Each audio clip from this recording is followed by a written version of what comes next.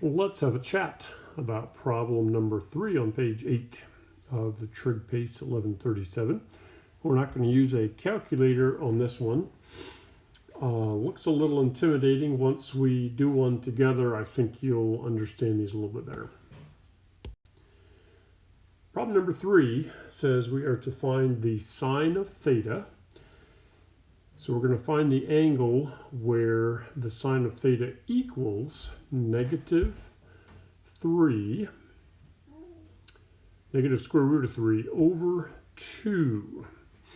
All right, so I'm looking over here. Remember, the sine is the second value in the ordered pairs. So for instance, here I have negative 1/2. Here I have negative square root of 2 over 2. We're getting warmer, but what I want to see is where it says negative square root of 3 over 2. Here we go.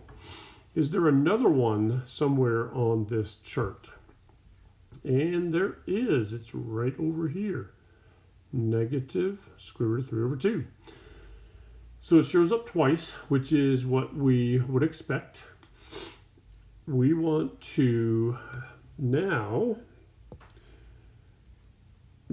see, okay, that represents a point right here. And what is the the angle, although we're doing it in radians, so it involves pi. And so it's going to be this one right here, 5 pi over 3.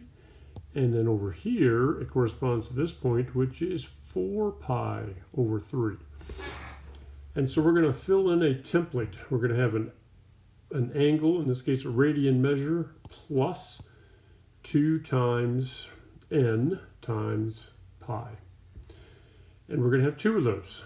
So we're going to take this first answer here, 4 pi over 3, and I want you to drop it right here.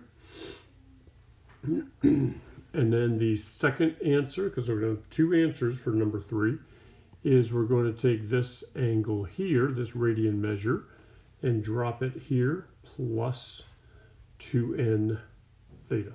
Not theta, pi. Remember, 2 pi means 360 degrees. N just means it can be any number. So 2 times 1 times 180 degrees. Or it could be 2, or this could be 3. So it's going all the way around a complete circle so many times. And so we would say that those angles are coterminal with that particular angle. So we just need to find the first one and then say if we just keep multiplying the number n times 2 pi, which is a full circle, and we just keep going and going and going, there is no end to all the possible angles. So we're just going to do the first 2 and then show that this pattern continues. All right.